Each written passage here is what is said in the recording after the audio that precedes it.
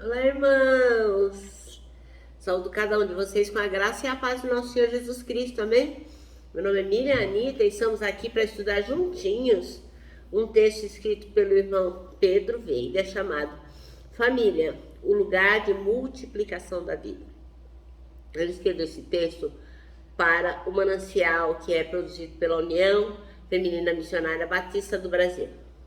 É um manancial, um devocional que tem uma meditação diária baseado na Bíblia, que é a palavra de Deus, cujo objetivo é inspirar, exaltar e edificar, exortar e edificar a nossa vida espiritual, tá bom? Então, inspira, exorta e edifica.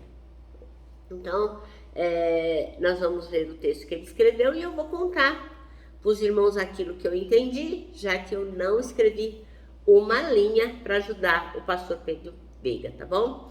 Isso esclarecido, vamos orar e pedir ao Senhor que esteja conosco. Senhor, nós pedimos a tua bênção, agradecidos pela porção diária da tua palavra, que ela possa realmente entrar no nosso coração e que nós possamos compreender aquilo que tu queres mostrar para o nosso viver. Obrigado por tudo, perdoa-nos, em teu nome, Jesus Cristo, que oramos. Amém. Bom, irmãos, então vamos lá. Nossa porção bíblica de hoje está em Gênesis, primeiro livro da Bíblia, versículo 26 a 31 do capítulo 1. E diz assim, ó. Então Deus disse: produz a terra grande variedade de animais, cada um conforme a sua espécie, animais domésticos, animais que rastejam pelo chão e animais selvagens. E assim aconteceu. Deus criou grande variedade de animais selvagens, animais domésticos, animais que rastejam pelo chão, cada um conforme a sua espécie. E Deus viu que isso era bom. Então Deus disse: façamos o ser humano a nossa imagem e semelhança. Ele será semelhante a nós. Dominará sobre os peixes do mar, sobre as aves do céu, sobre os animais domésticos, sobre todos os animais selvagens da terra e sobre os animais que rastejam pelo chão. Assim Deus criou os seres humanos à sua própria imagem. A imagem de Deus os criou, homem e mulher os criou. Então Deus os abençoou e disse: sejam férteis e multipliquem-se, encham e governem a terra, dominem sobre os peixes do mar, sobre as aves do céu, sobre todos os animais que rastejam pelo chão. Então Deus lhes disse: vejam, eu lhes dou todas as plantas como sementes em toda a terra e todas as árvores frutíferas para que lhes sirvam de alimento.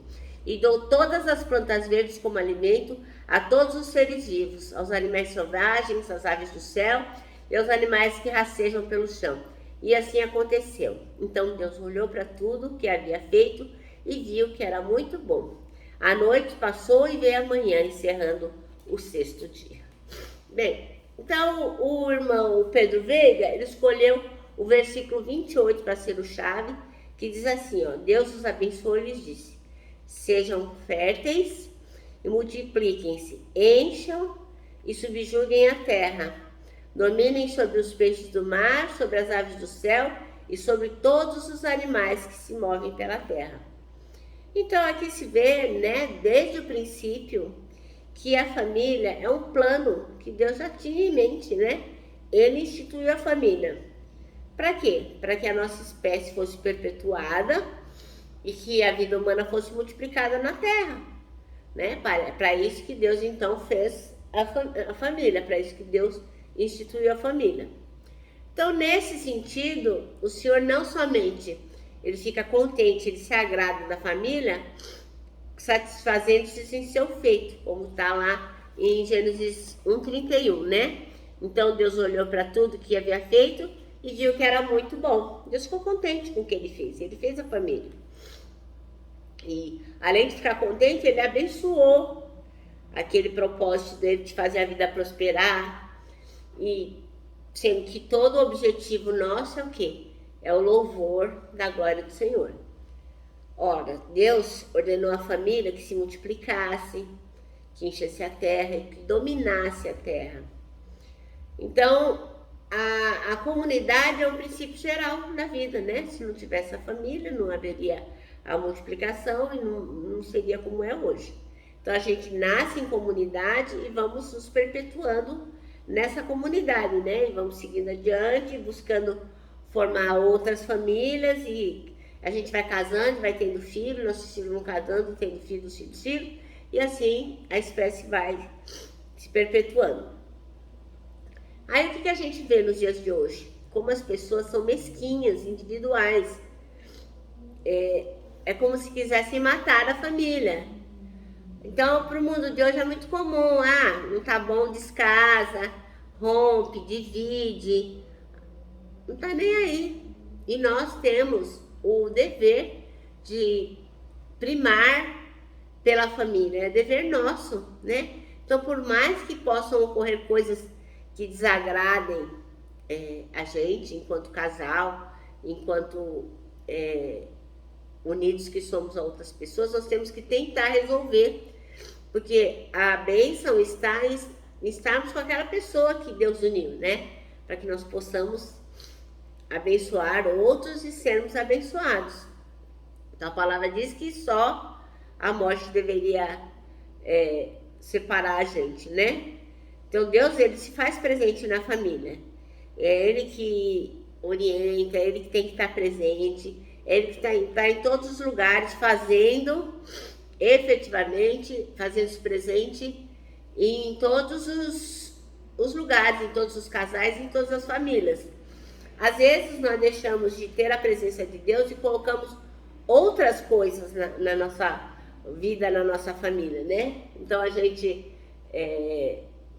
investe dinheiro demais, às vezes, no trabalho, na internet, com os amigos, enfim. A gente deixa de fortalecer a nossa família porque estamos tão ocupados com outras coisas que deixamos Deus deixa de estar presente na nossa família e a gente não vai percebendo que a gente vai se distanciando do outro. E muitas vezes a gente está numa mesma casa e sozinho, né? Às vezes um está numa ponta com o celular e o outro está na outra ponta com outro celular. E as pessoas nem se conversam. Então nós temos que efetivamente fazer com que Deus esteja presente na nossa família, esteja presente em todos os lugares. E essa presença está diretamente ligada ao sustento da vida, criada pela sujeição do Criador. Então, o que a gente tem que ter em mente, né? Que nós temos que estar submissos ao governo de Deus, né?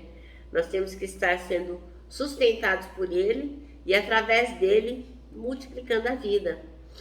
E através desta bênção a gente vai abençoando as nossas famílias. Então que a nossa família seja agente de multiplicação de vida para a glória de Deus. Então virão depois da gente os filhos, os netos, e nós temos um exemplo a dar, né? De como amamos o Senhor e como é importante que o Senhor esteja presente em cada uma das ações na nossa existência.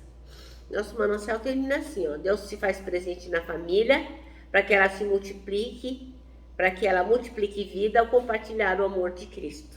Então aqui a gente não está falando só da perpetuação da espécie como novas pessoas, mas também criando outras oportunidades para que as pessoas também possam reconhecer que Jesus Cristo é o Senhor e Salvador e que elas possam também louvar ao Senhor na sua glória, porque é para isso que nós existimos. Amém? Bom, irmãos, então eu termino aqui com o meu abraço de ursa, lembrando que o abraço é o encontro de dois corações e ele só não existe, só não dá certo em reunião de porco-espinho.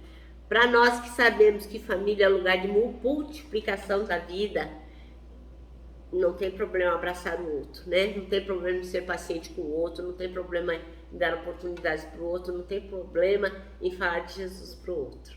Temos que sempre estar abraçando. E eu termino também falando sobre o nosso versículo, Salmo 73, 26, que é: Deus é a minha força, Ele é tudo o que eu sempre preciso. E assim, só para fechar aqui a minha mensagem, eu não estou fazendo aqui nenhuma apologia ao sofrimento, né? O nosso dever é que nós, enquanto esposas, enquanto maridos, nós tratemos o outro com deferência, com amor e com respeito. Não estou dizendo aqui que a gente tem que ficar sofrendo até a morte, não é isso que eu estou falando, tá bom, irmãos? Então é isso. Eu me despeço com a palavra de ordem que é confia. Confia em Jesus.